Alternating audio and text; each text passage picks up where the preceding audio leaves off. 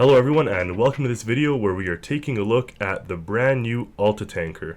Now it was a highly anticipated creation that's actually been in the works for a while now, and unfortunately the craziness with the hotfixes, the update, all sorts of stuff kept delaying it, and finally I decided I just have to get it out. I was super excited to get it out. I really wanted everyone to play with it, to explore it, to get to know it, so I just finished it and went ahead and released it. Now the fun thing about this ship is that it is one of the first ships that I've actually released in a while here. And the reason for that is because I've really been loving the cars and trucks side of things. And also with the update, there was just some learning curve that I had to do. So finally I was like, this is it.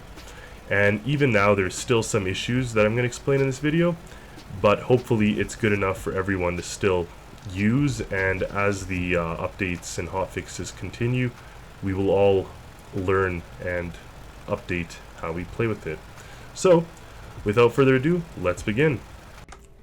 Here's a fresh spawn of the ship. It's sitting in the creative base here, and I'm just going to talk about the exterior for a little bit. I really love how the ship came together. The fantail area here at the stern specifically just reminds me of like an old-fashioned kind of pirate ship, or those old 1800s ships with where they had the windows in the back. So I really loved that feature. Got the funnel up there, got the Alta colors everywhere throughout. These kind of curved columns also gave it a very modern feeling, which I really liked. I wanted to make it look sharp and kind of match the whole style of that Alta has, which is this modern industrial type of organization. Obviously the colors. And then here in the very front or bow end, we have this kind of graphic style font on both sides. This side's a little better, but I just made do with kind of those paint blocks, and it looked cool here, I think. Now on the deck here, you see it looks like there's two compartments for transporting the oil, but really it is just one big compartment. That's just more for visual. But on this one here, we have a crane, which you can actually operate by remote. We're going to talk about that later. And on this side is where there's connectors for a helicopter. Now, the helicopter that does go here is the gyrocopter, the LX36, I believe, that I made. So you do actually get it here, and you can disconnect it. You could also charge it up here. On the very bow end here, at the front, we got our little rope connectors. This is supposed to be an inflatable boat. And here's the air vents for the Forecastle. We also have some fire equipment here. And as you can see, even with this new update, it does work. You may have to turn it on or off a few times. It doesn't go very far, but close enough for any fire you may experience on the ship itself. You got a lot of hoses, spare equipment. There's another fire hose here. And then inside the Forecastle, you actually have the tanker control room. So here you can see the tank inside. Right now you can see the ship is sitting quite high because it's empty. But on this camera you'd be able to watch the water, or not water, the oil sloshing around in there. Here as well you can pump out through this one and pump in through this one. So this is an actual system that allows pumping, versus if we were to have it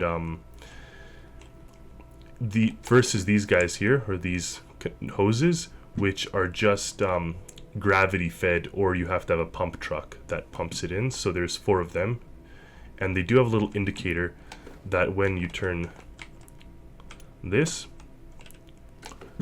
these ones all light up. So now they're enabled and activated for you to actually pump in if you have a pump truck or a crane that has capabilities to pump in. Otherwise you have to use this. Also, you can pump your cargo fuel, like your cargo tank, into the fuel tank. So assuming you're transporting oil, or not oil, diesel. So if you're transporting diesel, this is a great button to press, because then you use the diesel inside of the tank for your actual your main, call it, source of fuel. So if you are running low on fuel but you're also transporting diesel, you can use that. Now inside this room, because of the new update now, you have to have, there's a heater here, so if you're freezing, you turn that on. There is also all this information for your pressure and whatnot. You got some fire equipment here in case there's any kind of problems on deck. So there you have it. Now the crane itself is you operate it from either the room there, or that seat, or from the remote control. Now just because I'm holding a remote control, I will show you how it's done. Pretty much you have to be on channel 6, and you turn it on, and you press 1. So normally it's not enabled, but how you can tell it's enabled is if that light's on. So watch this, I'm going to press my mouse button and press 1, and now the lights are on. So now the lights are on, we can actually use the arrow keys, or sorry, WASD. Now there is a bit of a delay, and that's just kind of a drawback of using a remote control, but it does work. Just hold it. So you're holding A, I'm holding A now, then I'm holding W, and it takes a bit of a second. Now if I press up on the arrow key, it takes a second, but here you go. So now we're actually taking the crane out, and that over there little kind of red and white thing has a fuel connector as well as a hose connector, so you could use either or. And this thing has a pump which is turned on inside there, but you can actually pump in or out through there, so that's good. These pressure relief valves actually do work. They are actually connected into the tank below, so you can see here using this connection they are plugged into the main storage tank. So, and they do have a gas filter, so you can actually release fumes from this. It is manual, but there is 4 of them that you find on the deck. Now if we make our way here, this is where the main fuel and the main sort of pumping in or out functionality is for the ship. As you can see, the battery does drain, but that's just kind of the nature of the features that we have on the ship, and of course we were just using the crane. But the generator does kick on if you go less than 80% battery. Now this is the main door here, and there's a door on the side or back there we'll get to in a second, but we'll do a quick walk around on this area. So you can see that's the lounge, but this being the main entrance here, you walk in and you have a little bulletin board, and you have the main control panel for the ship, for the temperature, sorry, as well as a little weather station. Over here is some quick access equipment. Now if we go up here, you see this is kind of the lounge area. So we have a pool table, little seating area, big screen TV, a sectional couch, some fake trees and whatnot. So it's just a nice little lounge to hang out in. We're not going to go upstairs just yet. We're going to go down here. Now as you can see, this is an opening, and the idea behind it is that if water enters this area, this door automatically closes to prevent further flooding, so then it'll only accumulate here on the staircase.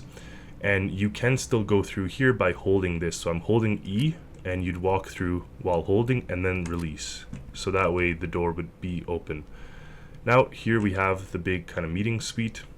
You can see these nice big chairs, TV and all that for conference calls. Of course, this is supposed to kind of just feel very homey. That's the whole intention with this. You got the nice plant there too, coffee maker of course, and a nice kitchen area or galley. You got your beer tap if you're off duty, but you got to be responsible. Now over here we got our first stateroom. This is more like the crew bunk room, and of course these are charging ports for charging whatever you need, whether a radio or a flashlight. And this is the captain's suite. You got a little table for writing. Of course you got your big window with a nice view and a little cabinet and all that good stuff. So these are the 2 staterooms. Of course, like I said in the description, it's intended to be a crew of 6, so you'd have kind of shifts that take the bedrooms. That's sort of the intention. Now if we make our way down these stairs here, actually first let's take a look at this. So there is a little note here, and it tells you the code. So you go here and you type in said code, and then this door opens and you walk in, and it's a nice blue light, and you have a bunch of equipment just in case you have kind of pirates trying to board or whatnot, so you can actually defend yourself. That is the intention of the armory, but use it responsibly. Now, down these stairs here, we have first a supply closet. Now, none of this stuff is charging, so it's just here as a storage. It doesn't actually get electricity. Over here, we got an infirmary. So you got some first aid, defibrillators, and of course, air valves and air tanks. So you do have air in there if need be. And over here is the engine room. Now, we go down these stairs, and this is the lowest part of the ship. Here you actually have the small generator that I mentioned, and over here are the 3 main motors. They also have generator mode, so this small generator kicks in if you have low battery, but the big generators kick in if you're actually losing power for some reason. Now you still have a fire suppression system, you have a sprinkler system, and you have a hose system that you can plug in to here and operate as needed. So it is there is a fire suppression system. Over here is kind of the main engine control area. You got your breakers here and a spare battery, some fire equipment here as well. So if we make our way now to the top, kind of just have to go through the lounge. Now this is the bridge, and you always find where to turn the engines on next to this light. So that's intentional to drag your attention and for you to come to it. So this is where we're going to turn the engine on. Of course, you can turn on the bridge lights or disable the red lights here, lock the entries, or disable the watertight doors. That's all here. You could also start the little generator here too. So you can see we're charging up even with that small generator, which is pretty nice. But really, if you're driving, like if you're not sitting idle, the engines are going to charge the main ship up. Over here you got kind of a flare station. Over here is just like where the captain can sit and read a newspaper if need be, or the person that is in the bridge has a nice view, so they could come sit here. This is the captain chair. These are just for fun. They're not actually working, but you kind of have a grand overview of the happenings of the ship from this seat. Of course, you have your helm, crane operator, and autopilot controller here. On this left-hand side, you have all the ballast tank controls, and over here, little indicators if you're getting flooding. So if you were in an impact and it's flooding the areas of the boat. Then, the AP controller here, just like all the other ships that I have, you use this kind of advanced system, and you can start it up with these buttons. There's a video I have specifically how to use this. Here we have a radio.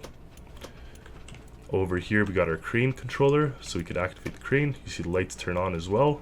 And here there's no delay when this works. So here you can actually work it without waiting. Now the number 1 on the controls here does not actually activate the crane. That's 1 on the remote, so I'm going to remove that. Here you activate the crane by pressing this button. Anyways, here you could also view inside the cargo tank, so you don't have to go to the forecastle. You could also see here how much liquid is in your tank, and you could pump it in and out from the crane here. Over here we got a CCTV system. Right now we're seeing the deck. Now we have a forward camera, a tow camera, a port, starboard, and underneath us. So we have a lot of cameras here, as well as night vision modes. You could zoom in and out, and you could actually project the screen to the captain, as long as you have the screens on. So here we're going to turn them on, and the overhead screens. And if you press this button, it projects it right there. So even if this is off, you can still have an idea of what you're towing, for example.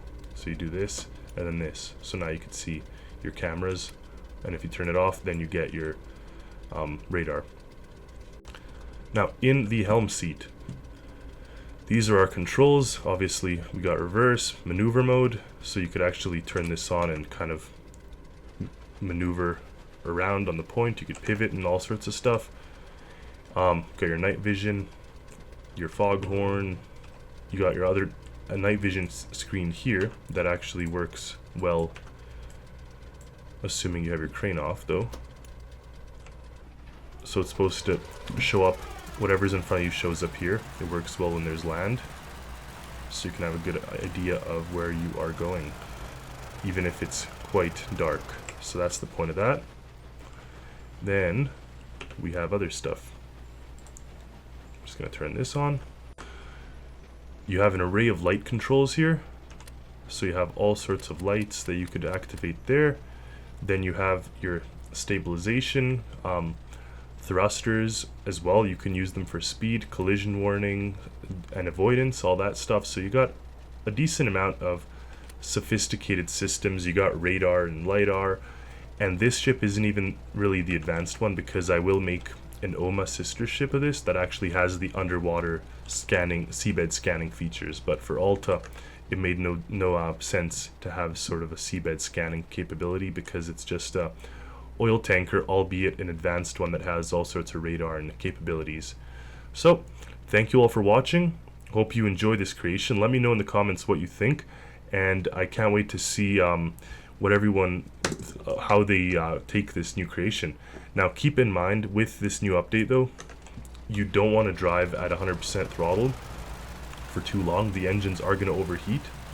I did make a video previous to this where I explained my kind of problem with that, but really 80% throttle you can use indefinitely, and 100% throttle you use sparingly. And if your engines start to overheat, then turn down the throttle. So that is sort of unfortunate, but I did want to go ahead and release this ship even with this kind of a glitch in the game or bug, just because I wanted to get this out and wanted to get everyone using and enjoying the ship. So without further ado, I'm going to end this video, but thank you all for watching. Stay tuned for more, and as always, happy Stormworksing, everyone.